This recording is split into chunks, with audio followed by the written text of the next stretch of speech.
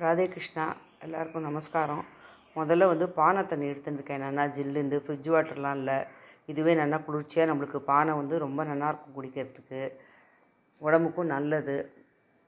அதுக்கப்புறம் இன்றைக்கி சமையல் வந்து சாதம், பருப்பு, குடமிளகாயும் கேரட்டும் போட்டு வத்தக்குழம்பு, ரசம், வாழைத்தண்டு மோர் கூட்டு, வெண்டைக்காய் காய், தயிர், விடாரங்காய் ஊறுகாய்.